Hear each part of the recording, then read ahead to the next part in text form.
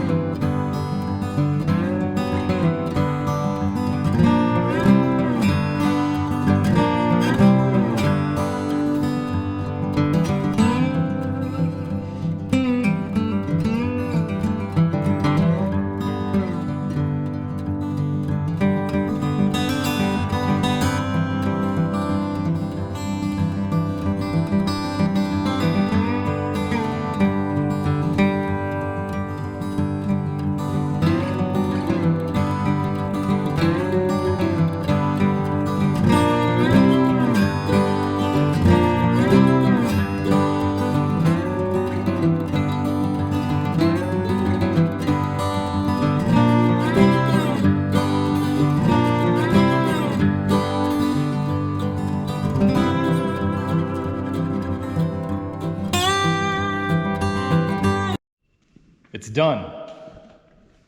Minor little snafu. The gentleman did tell me at the beginning, hey, the safety wire.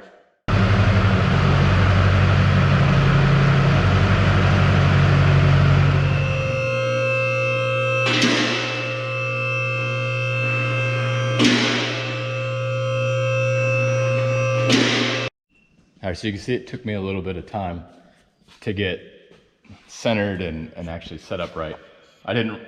Well, obviously I know the front of this truck is incredibly heavy with the diesel and the Allison trans. What I messed up on was I was putting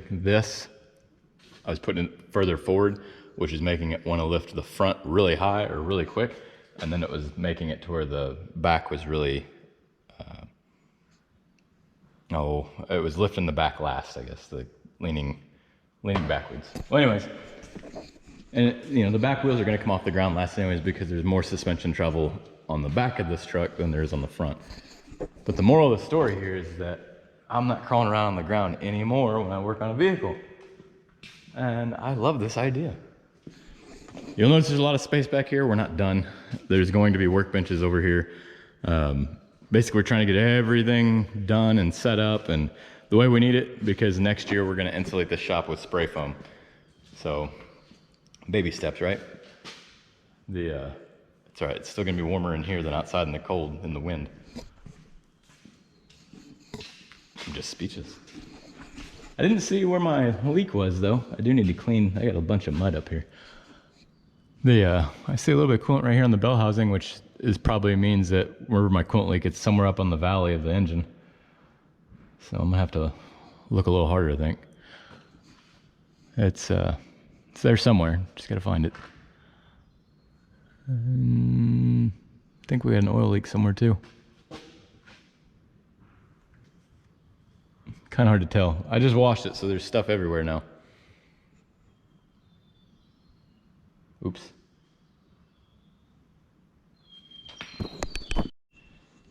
So overall with the safety, with that safety not working, that means that the truck can hit it. So for instance, like once I'm hitting that bar, I don't know if you can see it well, but this bar that runs right across here, it's got that foam padding on it. You can see that it can raise up. So it's got a couple inches of travel.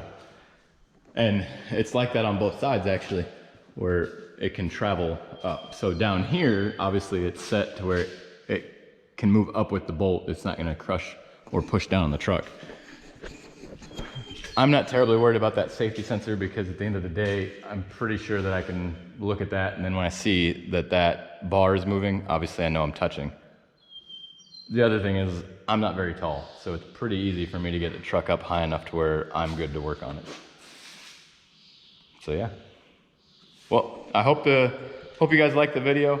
Didn't really record. I mean, I did record while they were while they were installing it, but they were aware they were being recorded. I told them it was gonna be on time lapse.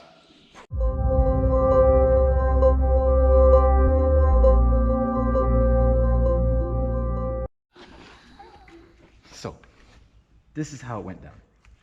The snake fell off the roof and severely injured himself when he fell. Yes. You pushed him off the roof with a rake, and then you got down and shot him in the head, and it popped his head off. No. Think of it about this. I didn't push him off. The rake pushed him off. No! And the effect. You were the one using the rake. This is the only way the rake could have pushed it off. It could have been on something and slid like that. And there's nothing up there to make it slide. Other than you. Stand up. How is it my fault? Because you're the one using it and the rake has no life. So the cause is you pushed the rake, or pulled the rake, whichever. Hold on. And then So you're telling me. the effect is the rake purposely ended up pushing the snake off the roof. And then I'm pretty sure you shot its head off. So we should ban rakes.